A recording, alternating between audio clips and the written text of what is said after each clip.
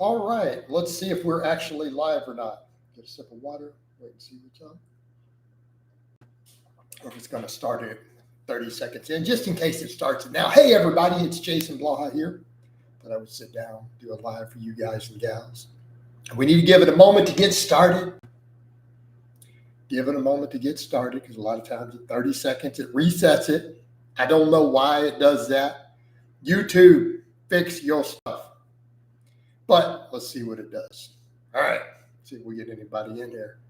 There we go. Now it's loading up. Hey, everybody, it's Jason Blaha here. I thought I would sit down and do a live for you guys and gals, and let me give you guys a bicep shot before we get started.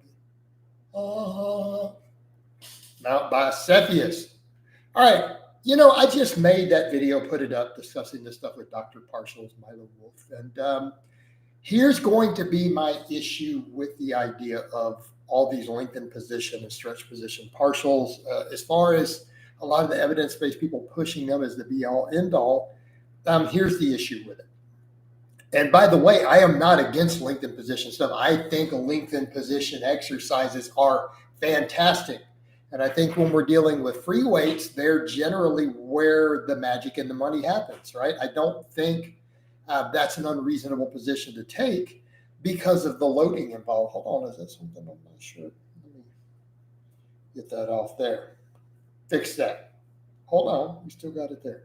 All right, I think I got it. We got it. We fixed it. All right, so the issue there with the lengthened position stuff is because it's with free weights. And so, yes, you're going to see data that shows that the lengthened position is going to potentially create the most muscle growth. Because look at a dumbbell press. We get to the bottom. That's where the pectorals are loaded the most, right? That is where the tension is. That's where the tension is. And as you go up, if you look at the mechanical tension and the biomechanical angles of the bones and the tendons, yes, when dealing usually with free weights, the lockouts are going to be on most of those movements, squats, leg presses, any sort of press. Okay, it is going to be reduced. The tension is going to be reduced. But is it because we are using free weight type devices with dead weight? Would those same studies show contracted position to be inferior or shortened position if that's where more of the tension was? Let's say you're working with certain cables, certain cam machines. How about free weights that are the opposite? Okay. How about a concentration curl? How about a spider curl? Maybe even an incline. I mean, when we're dealing with those situations to where you have the most shortened bridges and everything with the contractile proteins, your potential is very high in contracted positions. This is why back in the day, people used to talk about the peak contraction, and that was important for muscle growth because in theory, hypothetically, in many cases, we may have the potential for more muscle fibers to be contracted there, at least mechanically speaking. But because with so many free weight movements, we're at the greatest mechanical disadvantage at the joint level at the bottom, it makes sense that that's what we see in the data, right? Felix says, how come I don't get notifications for these lives? I have no idea. I have no idea how they work. I have no clue. I just run in and do them. Maybe you guys need to click that little bell down there. You need to click it for notifications. I've never received a notification for anything in 10 years, 12 years or whatever on YouTube. I've never gotten a notification for anything. But I also have been a creator this whole time, right? So I don't know. I use the creator interface. All right, we're getting some people in here now. Now it's starting to trickle up.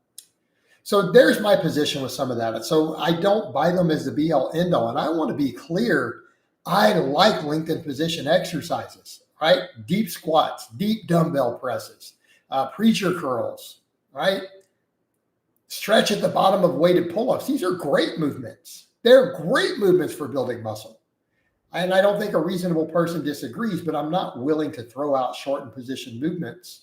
And I think in some cases, just when you look at the mechanical tensions involved on some exercises, the shortened position is going to be phenomenal.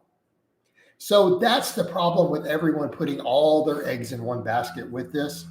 And again, I think if we start looking at certain machines with a cam, or we picked exercises that don't have active insufficiency at all near the lockouts, you're probably going to find they're going to do just as well in larger hypertrophy studies. Okay. Right. All right. Peppermint says, finally caught a live. YouTube told me you had started a live, and I am thankful. There you go, man. So Peppermint, tell Freedom whatever, or Felix whatever setup you have, so that he knows what you're doing, so that they can see this. All right. Marco says, I don't see Greg Knuckles a reliable source anymore, considering he now includes Milo in his Stronger by Science videos. I'm not surprised why Lyle and Paul Carter don't like Greg Knuckles. Oh, man. Yeah, I mean, what a fiasco. And it's like I said, I did my video responding to that, of him throwing people like Paul Carter and Lyle under the bus. I'm sorry, but you can dislike their personalities. You can find them abrasive. Their information is good. They're good coaches. They have put out decades of great content. So for anyone to throw them under the bus, who themselves is not particularly impressive, I mean, let's be realistic. And I'm not trying to be a hater, but you know, if a person is going to try to bash other people who have been there and done it, then they need to be exceptional, or their clients need to be exceptional. But to take people and throw them under the bus who are fairly evidence-based. I mean, are we going to stand here and say Lyle McDonald's not evidence-based? Do you guys not look at the way that he's pretty meticulous in documenting his sources in his books? And that's kind of the thing. It's like, here's the thing that I'm going to say with that. You guys remember when Izzy with Powerlifting to Win did a thing with him, had him on his channel, right? Had him on his channel. And the thing he said with Lyle, he goes, look, here's the thing. With all of your other stuff aside, your evidence-based stuff's good, your documentation is good, but at the end of the day, everything that you've ever written that I've tried actually worked. He goes, and that's the litmus test. So I don't know why someone thinks that they can throw people like that under the bus who have put out quality information longer than a decade, who are good coaches. This is an applied science, right? So it just blows my mind. But again, it's people trying to make a name for themselves. I get it. I've done clickbait in the past. I've done these things, right? Matt 350 says, Alexander Bromley in F tier 2, just because he criticized exercise science, he's an exceptional coach. I don't know about that. I mean, then again, that guy's also made pop shots at me.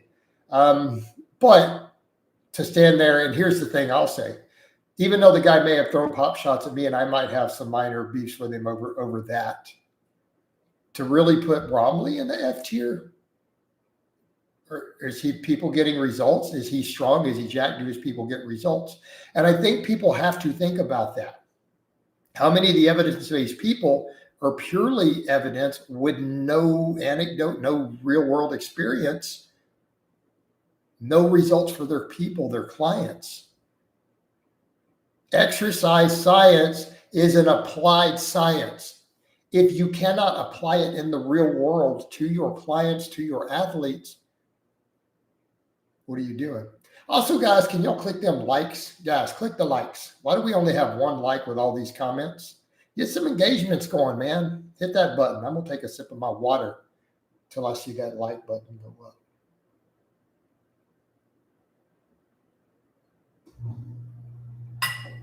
Can we do a little bit better there, people? Come on. Click that button. There we go. Keep them coming. No, Peppermint, I'm not going to collab with him. The same thing. It's like he's one of those people. He took some cheap pop shots at me for no reason when I had no beef with him. And I mean, I'm one of those people. I get it. I'm someone that people love to hate because of some stuff way back in the day where I made some really bad choices for a publicity stunt, which I've apologized for, right? Rightly criticized for it. I've apologized for it. It's been a decade. Been a decade. Move on, people. I apologized, admitted I was wrong, and 10 years passed. And I didn't hurt anybody. All right, get over it. All right. Marco says, yeah, Lyle McDonald and Park Carter is the same level as V-Shred, according to Milo. And he puts me in the same tier, but yeah, puts more place for the athlete next Bradley Martin and Keno Body above. Exactly. Come on.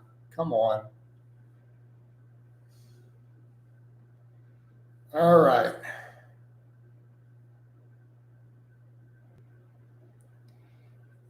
Well, Peppermint, I don't know anything about that. Like, I only know what he did. I don't know anything about a Konevsky prank where he was present at it, because I don't keep up with what Konevsky does. I just ignore him. I mean, because that's the thing. Eric has essentially, instead of doing a fitness channel, he's made a comedy and a clown channel. And that's what he's chosen to do. And that's how he makes his money. But that's not my world. I'm trying to do fitness stuff. So Eric's not even on my radar. Matt says, I'm starting to hate those science-based guys more than Vischer, not Joe. And that's the point, Matt. I mean, I said that years ago. They kind of have their little evidence-based yah-yah sisterhood circle jerk. And all they do is they're a bunch of yes men. For the most part, it's the same circle of guys. They're all yes men for Dr. Brad. And, what they forget, there are entire areas of the research who disagree with them. Okay? Right? They disagree with them. There's more than one circle of thought regarding all these volumes and other stuff. And that's the problem. Exercise science in terms of hypertrophy isn't developed enough to try to make those things, to make the claims that they make, oftentimes the people who support this stuff. I'm sorry, exercise science in terms of muscle growth is still in its infancy. It has a long way to go before it really and truly is going to be recognized as a valid science. And I'm not being anti-science. All right. Felix says they knew you were under the influence of alcohol in some videos, but they still threw Pop-Tarts to you, and they all live in glass houses. And it is what it is. And, Felix, I've been open about that. I've been open about the fact that I was drinking way too heavily back then. I've completely quit drinking. I've apologized for a lot of stupid stuff I did during that time period while under the influence, including in real life, by the way. People aren't even aware of that. I did some really dumb stuff back when I was drinking in real life. Didn't hurt anybody, but the same level of stupidity. And I've had to apologize for a lot of it. And either people can choose to move beyond that or they can't. But all any of us can do is say, okay, I've made a lot of mistakes. Let me try to move forward, apologize, and not do it again. Okay. And as long as I don't drink, I'm in a good spot there. And I'm closing in on 5 years without a drink. And I plan on hopefully the rest of my life. That is currently the plan. I want to go the rest of my life without another drop of alcohol. And I think I can do it.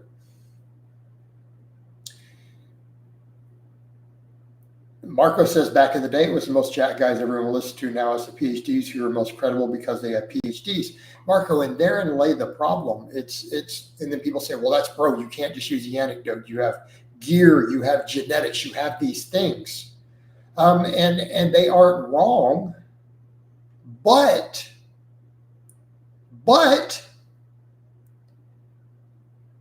you take all the guys, let's say you even take those top level bodybuilders. And this is what people forget with it, and something I've had to temper my own viewpoints on it with. Everyone they're competing against has good genetics and is on lots of stuff. You guys see where I'm about to go with this?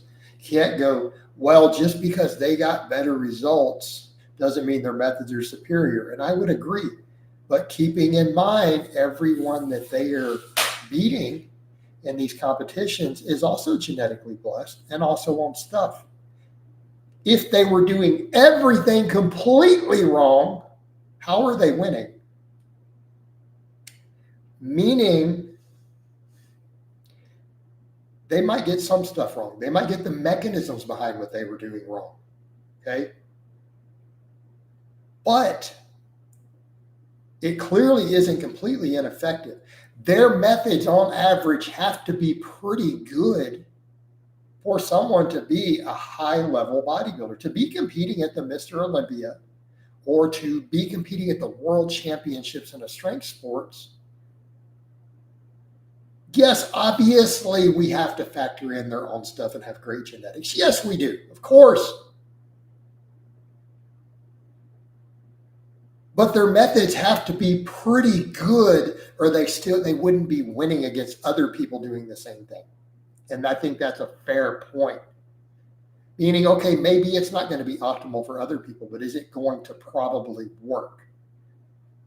In other words, we could find issues with, maybe Dorian Yates or Ronnie Coleman or Jay Cutler or whoever's training. Sure, we could.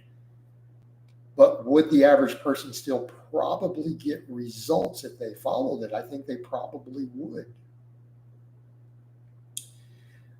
Felix says, do you get alcohol cravings when out with buddies? No, a lot of my friends drink and I'm around it regularly. I choose not to partake. Peppermint says, Coach, do you have any plans to bring back the Strong AF podcast, something similar, if not with Jamie, potentially other guys like Alex Fiat? I think your subscribers love to see this. Maybe, right? Maybe. Anna says, hi, I have a question about bar speed. Does this affect novice progression? Well, does bar speed itself affect it? I don't know that I understand your question. Should you be able to have reasonable bar speed? Yes, of course. Right?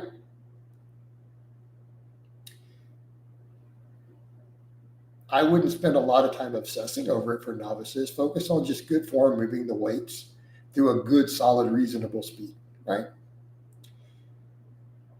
Matt 350 says he overhypes Lengthened partials like they make a huge difference, but the studies don't back it up. He's using his PhD as marketing. Yeah, that's exactly what it is. And Matt pointed out studies also show the benefits in the shortened position, like with regional hypertrophy research, but this clown bashes on exercises, every exercise that doesn't stretch. And that's the problem. That's the problem. And are we really going to pretend that people haven't made gains on all these shortened position exercises? Right?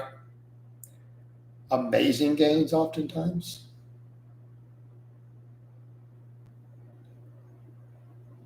Anna says, like if I live slow, I become skinny fat assault. No, no. Anna, my point with that was that people were not training hard. Okay? My point in that video was not that they were moving it slow, it's that they were just going slow as an excuse to say, look how hard I'm training. Because I'm doing it really slow, it must be really hard. Okay? If you come in and you curl like this, and you do 3 sets of curls like that every workout, every week, and you're like, but I'm doing 3 hard sets, because it starts to burn a little bit, you just quit when you're going really slow with a 10-pound dumbbell, not even really failure, any of that, then yeah, you're probably not going to get biceps. The speed at which you move, okay, Anna says, what about fast twitch fibers and progression for beginners? The speed at which you're moving it is not why you get fast twitch fibers. It has to do with fatigue and reaching upper threshold motor units. Okay, if you go to lift a 1 rep max and it takes you 8 seconds to lock it out, you do realize it's the fast twitch muscle fiber still locking it out, right? Okay. Just that's where the confusion might lay. Those are the muscle fibers with the most strength potential. It's not because you're moving it. You can move a weight fast without even getting the fast twitch fibers. Parana said, have you checked the bar speed on any of your 500 plus pound deadlifts recently? Nope. I'm not even analyzing any of that. I'm getting into just training. All right. Avon Ashrabuta says, slow eccentrics gives you more hypertrophy. No, I don't know that they do. Does the data really support that? It's questionable. I don't know that they necessarily do. Can they possibly be helpful on a rep for rep basis? Yes. Could you do normal tempo and just have controlled eccentrics and still maximize hypertrophy? Of course you can. It's just taking a slightly different approach to it to create fatigue. At the end of the day, it really is about fatigue and tension on the individual muscle fibers. That's where we stimulate the growth. And there's a lot of paths to get there. And that's why we cannot be dogmatic about those things. We cannot be dogmatic. Felix says, what are your go-to bodyweight exercises when traveling without access to weights? I mean, whatever you can do. I don't know that I have specific ones. I've never only had body weight. Even when I've traveled, I always had bands and some kettlebells and stuff.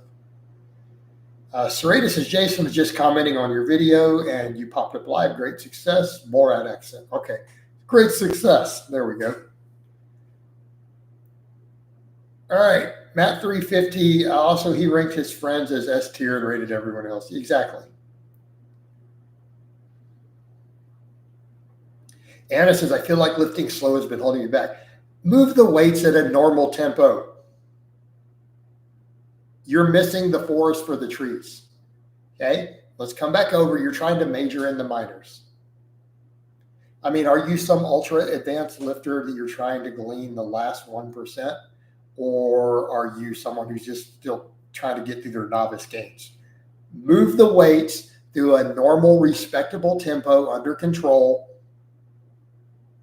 Okay? Don't try to exaggerate it in any direction and just try to get a good range of motion and good challenging hard work sets. All right? Trust me on this. Don't try to major in the minors.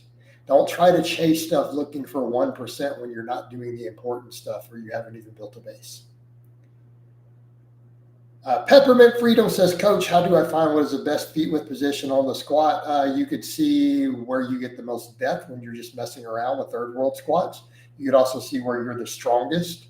You can see which position you're able to move it with good speeds. There's a lot you can do. It's a lot you can do. Redmond pointed out, Pepper, lay flat on the ground and see which way your feet point. Or you could literally do mobility tests while laying down and see where you could hit depth the best at. That's also a big deal. I mean, again, are we chasing gains? You're talking about your best feet position for gains or for max. The best feet position for a max is the one you can lift the most weight. For muscle growth, probably the positions where you can get the best depth is probably a really good idea. And you can test that just with depth tests, hip position testing. Paradise says, okay, you're not checking bar speed because it might interfere with mindset. No, because I literally don't care right now.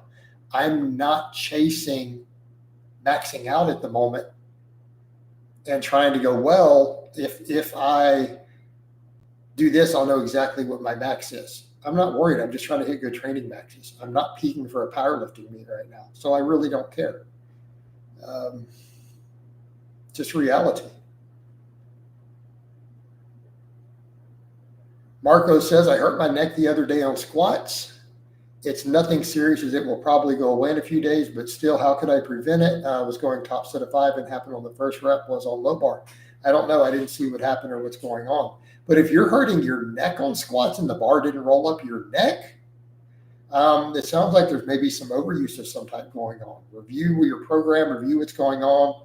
Think about possibly doing some sort of regional deload for that area. Right?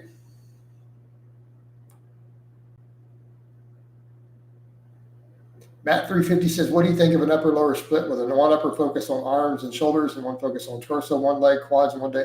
I mean, you could do that, Matt. Does it make you happy? Are you going to be consistent? Is it going to put you in the volumes that you want? Then by all means. Is there anything magical or mechanistically beneficial to what you're suggesting? No. Do you think you'll be consistent and enjoy it?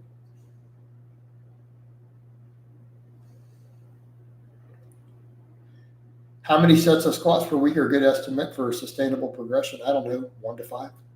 Depends on what you're doing.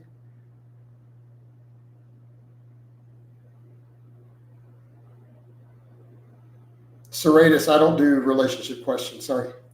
I might for donations. Minimum $5 buy-in for me to answer your relationship questions. Felix asks, what are your current strength and weight goals? My coach grills me every time I don't set new goals. My goals are to get leaner and more jacked right now. Okay.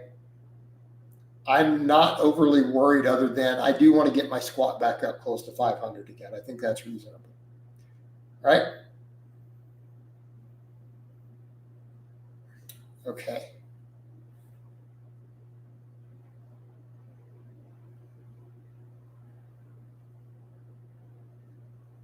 Oh, Serratus, because you mentioned women and relationships. Like, how should you lift if you lost it after? And I don't want to attract, like you're talking about attracting women. Like, that's no relevant. That made it seem like not a training question. How should you lift if you don't want to attract more she-devils? I don't know. I don't know how to tell you to come back to lifting. That's a consultation level question. I don't know your history. I don't know your backstory. Hop over in a consultation with me. I tell you what, Serratus, I'll do you one for half price. You come to a real Facebook account, and I will help set you back up at half my normal rate. Just show me that this is you. Do a screenshot of your login that this is actually your profile on YouTube, and you send me a message, and instead of $100, I will do your consultation for $50 instead of $100, and I'll get you in this week, and we'll get you up and lifting again.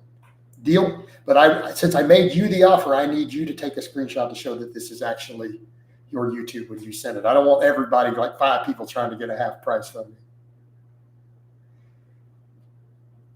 Apu says, thoughts on nucleus overload for getting mass. I hate nucleus overload just because of the silly ass name Megan gave it, and therefore I will clown on it forever just because I don't like the name. Done. That's what I think about it. All right. Matt 350 said, I asked because I saw you doing something similar, like starting an arm day with pull-ups and closed grip bench. Because that was an arm day. That's on a body part split. Paradis says, okay, not trying to sound rude, but I look at your 635 deadlift very strong, and it was 0.2 seconds faster than your recent 500. Is it because of a tournament prep? I was getting ready for powerlifting meets. I was doing a lot of pulling from deficits and stuff back then. So different game. Plus, I've been cutting, and I was bulking then. Fatigue is different. Not a big deal.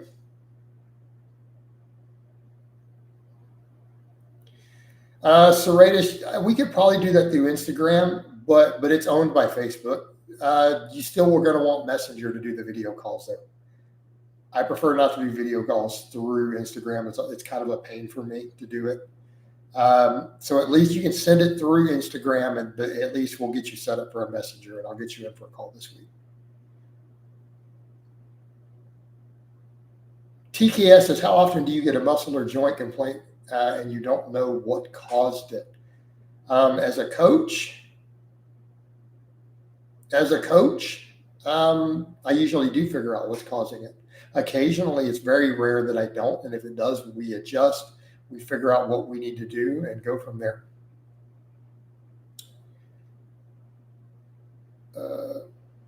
Apu, you're not even going to send me a thing. Come on, dude. I know you're mostly a troll.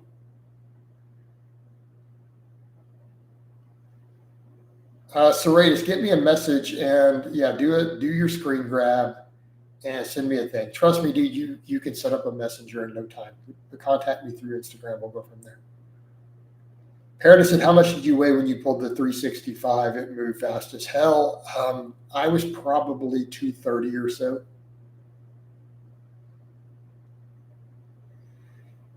Avon Arutabest says, did Ed Cohen give good training advice in your opinion? Yeah, I think he did.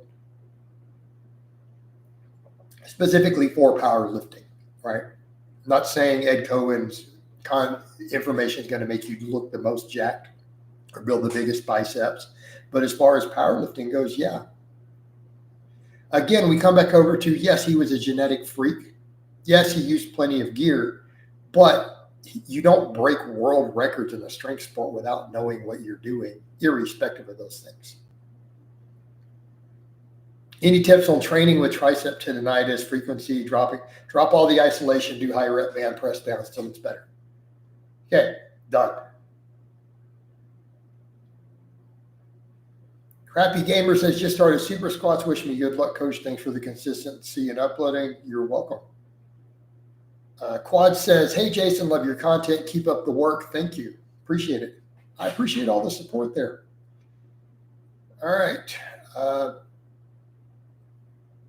Matt 350 says, I basically meant an arm day with an initial compound exercise, a leg day focusing on quads, and a chest and back day. Okay, yeah, you could do that. Yeah, but you were calling it an upper lower, which made me think you're going to try to train everything on each. Just call it a body part split. I mean, if you have an arm day, it's oftentimes assumed you're going to start with a compound if you're going to go through the trouble to have an arm day. All right. Sarita says, it would be interesting to do a 4-week experiment with your old 5x5 plus accessories that you did years ago. I'm more motivated than ever to lift now. Yeah, man, get in. We'll break it down. We'll break it down.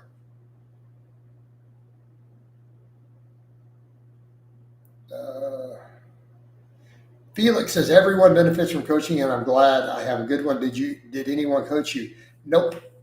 I don't have a coach.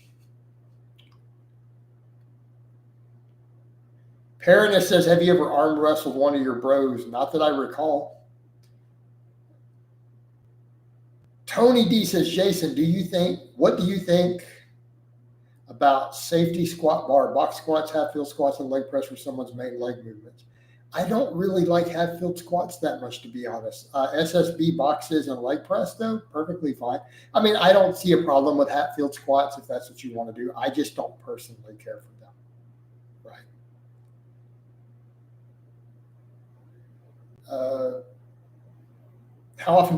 Rob Bohr says, how often do you recommend high rep band push downs? Should I do before or after? Do them after the workout. Probably I would do at least a set every day if you're dealing with tendonitis. Serratus says, do you have Streamlabs? And I'll gladly give a tip for your info. I don't know what Streamlabs is. I'm not familiar with that word.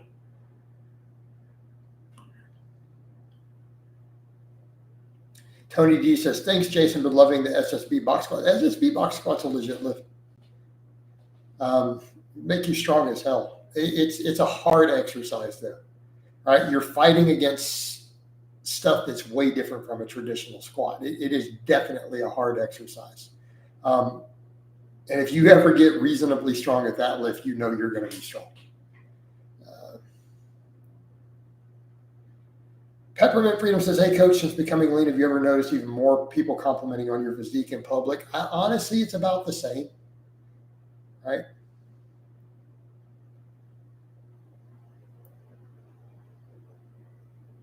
TKS, I think your question got cut off in the middle. Matt 350 says, do you think you'll get a one leg press eventually? Meaning you think I'll get a leg press eventually? Maybe. Right now, I don't see it happening anytime soon, but maybe one day.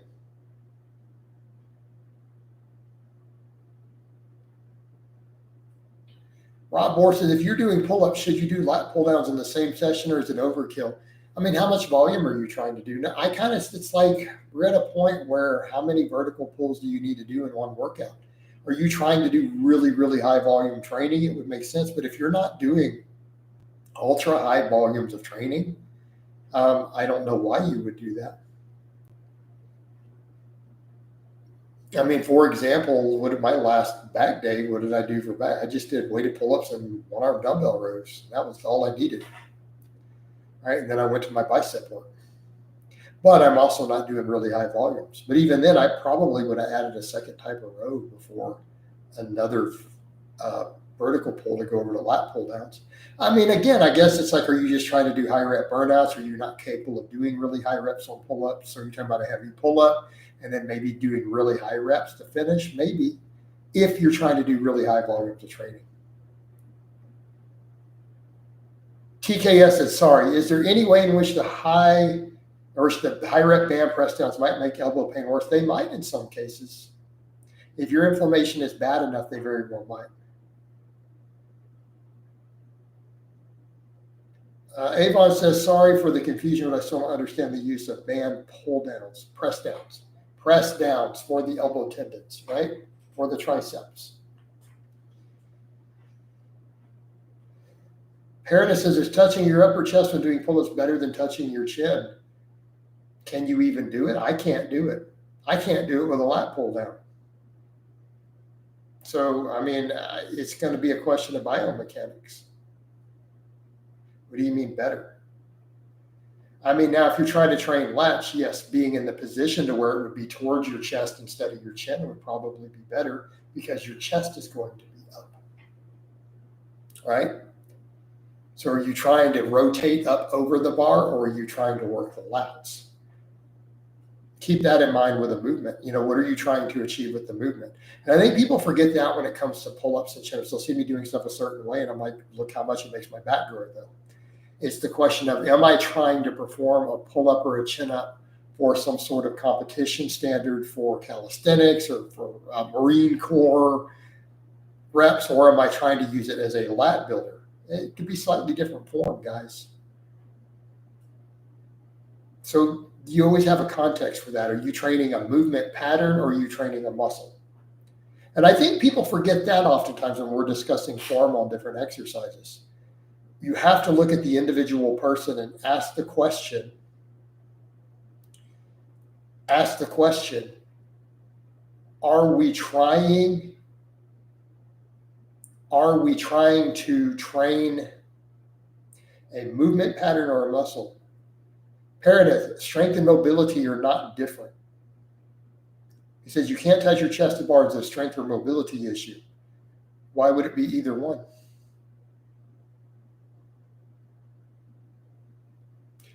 Do you know what the word mobility means? I'm strong as hell at the end of my range of motion. So my mobility is extremely good. My flexibility on that is not so good, particularly with my arm lengths versus ratios. It's a flexibility issue, not a mobility issue. Mobility is how strong are you at the ends of your range of motion? How much force can you generate?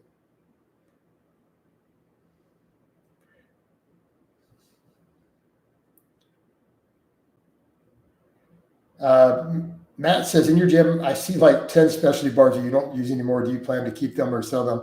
Honestly, I probably need to sell like half of those bars at this point. I will probably never use half of them again. I have probably 4 bars. I don't know if I'll use the rest of my life. Maybe 5 that are never going to get used again. Serratus could also do PayPal for that.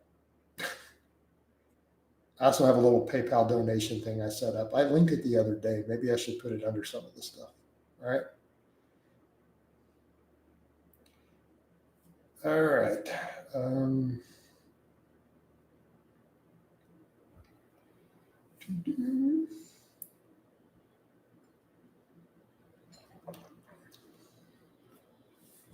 No, Curtis, it didn't offend me. He says, okay, I learned more about mobility. Sorry, I didn't mean to offend you. Just started watching.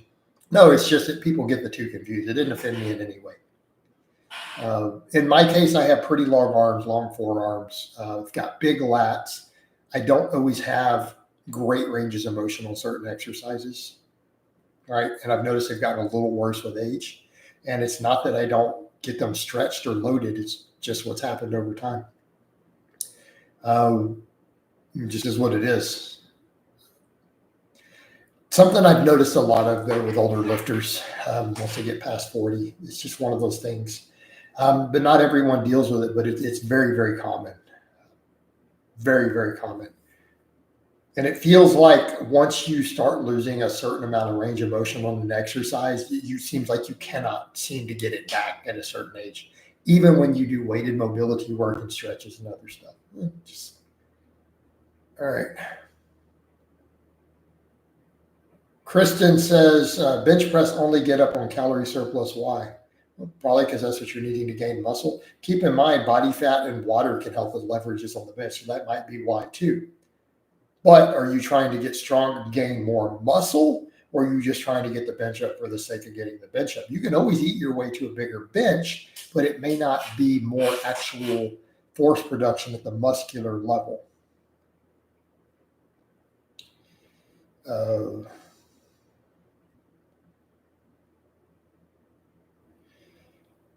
Serena says, your delts look very balanced in the latest videos. Have you gotten back into bodybuilding? Is more a consequence of balanced training?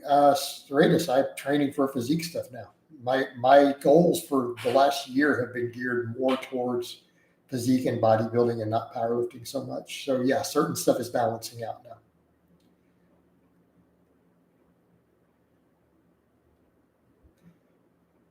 Ava says, wouldn't it be good to stream for YouTube and Facebook at the same time, even Twitch? You would get more potential clients that way. You could stream labs for that. I don't know how to set all that up. I might have to look into that. Someone else discussed that with me the other day offline. I have to look into it more. I don't know if it's going to work correctly for all of that, though, of how does everyone interface from those platforms into it. So I'm not sure. I'm not the best tech person out there.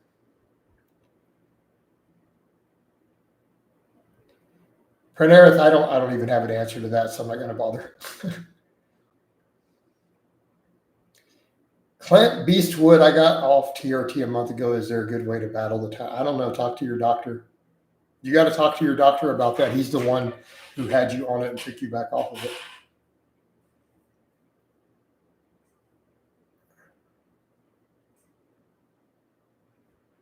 Matt, yeah, I'm definitely not going to buy a cable station or do that. I don't see any of that happening.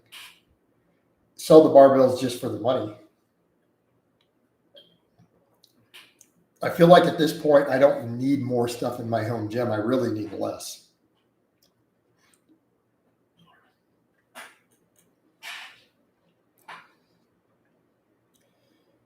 I mean, Perrin, if I love pull-ups, says, okay, I guess I'll stop asking about pull-ups. Sorry. Well, you're asking questions I don't have the answers to.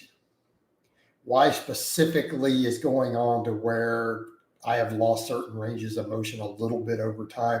Also, keep in mind, I've never had that to begin with. All right.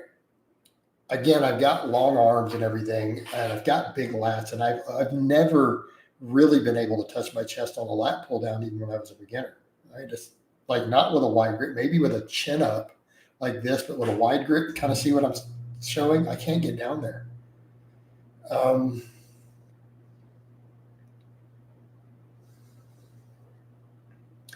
Louis Molyneux says, hey, Jason, you should do a video on the negative hidden consequences of caffeine use and hindrance on recovery sleep. I don't know that it's really that big of a deal, though. I think coffee and everything is great. I think it can help with a lot of things as benefits. If it's interfering with your sleep, cut it down. Like, it's not really a hindrance on recovery, maybe for sleep for some people. But if it's interfering with your sleep, either try cutting it back, cut it to earlier in the day. Pretty straightforward. I mean, anything that interferes with sleep is a problem.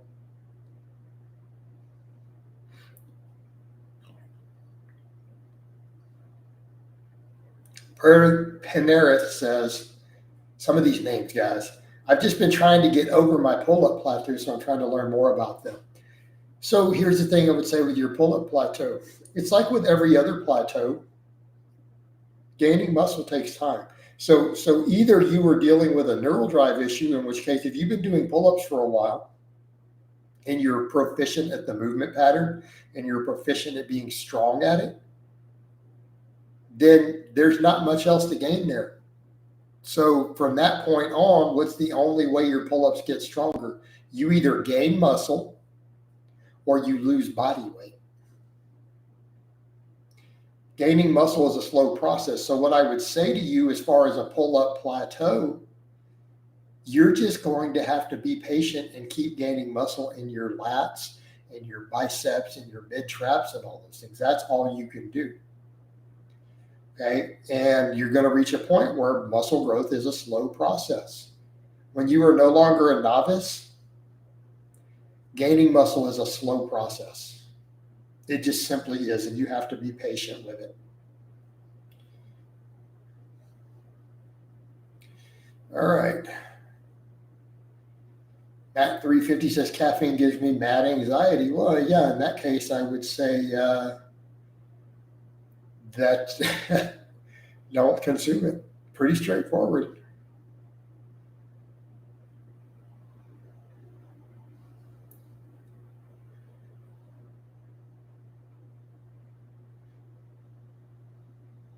Matt says, I remember you doing neutral grip pull-ups with the Buffalo bar. Any reason you don't do them anymore? Really? I don't remember. How do you do neutral grip with the Buffalo bar?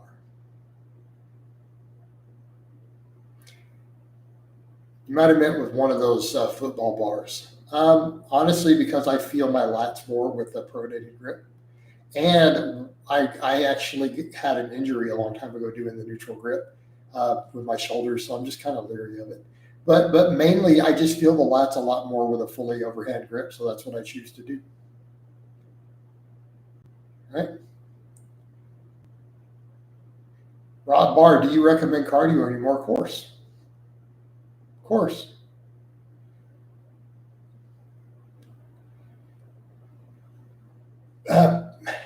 Panera says, to know my back is growing, shouldn't my weighted pull-ups be going up year by year, even if just 5 to 10 pounds? Yeah, probably so.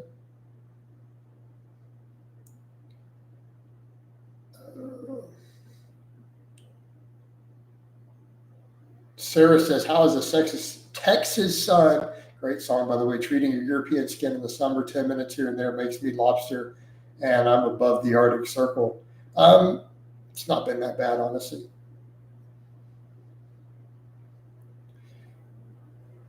Karsten asked, will you go to upper lower again? Not for the foreseeable future. Matt 350 says, maybe I got the name wrong, the one where you do a neutral grip bench press. Yeah, those are football bars. No,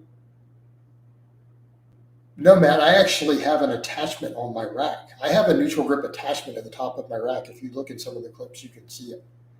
Like it's not a separate bar. I literally have the Rogue attachment bolted to the rack. I just simply prefer generally the pronated grip. I feel my lats working more, even though they're harder. Paradise says, what's your current best rep PR for weighted pull-ups? I do 10 rep sets with a 25 with an overhand grip. Right? I did that this week, right? With an overhand grip, wide grip. I do sets of 10 with a 25-pound plate while weighing 210.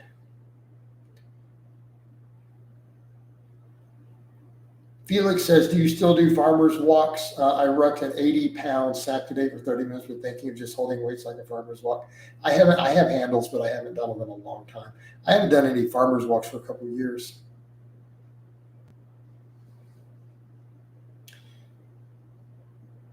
Carson says, what are your positive and negative thoughts on your new split? I don't have any negative thoughts on it. I like it.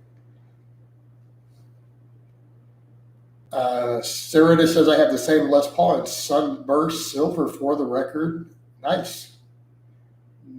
With a Jerry Rig Duncan distortion. Love my Les Pauls. Silver Burst is a nice color too. Then again, I mean, honestly, is there any really Gibson Les Paul that doesn't look good, irrespective of the color? I've never honestly found one I don't like. Oh, dang, I found this channel because I was searing for pull-up content and saw your 20. I can't read the thing with the heart in the waist. It might be 20 plus pull-up video. No, absolutely. I mean, I'm big on pull-ups, bro. When I was doing reps, because I don't really do them unweighted anymore, I got up to 22 at one time. All right. What's your seated one rep max and overhead press? It seems weaker than your incline and bench. It is weaker. I don't know what my one rep max is on overhead press. I don't really do that lower reps.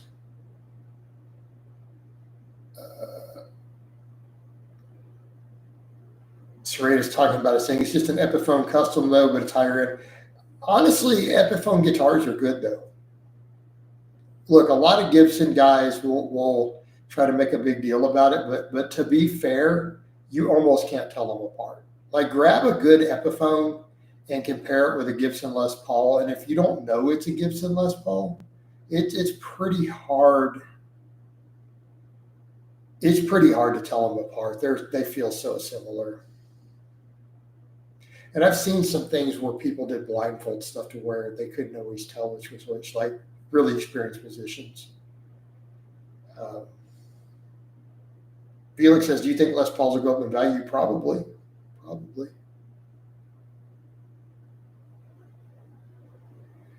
All right. We're 50 minutes in. I think I'm going to go ahead and wind this down. All right. Go ahead and wind this down. So I hope it's been informative. I love all of you guys and gals, and I will talk to you next time.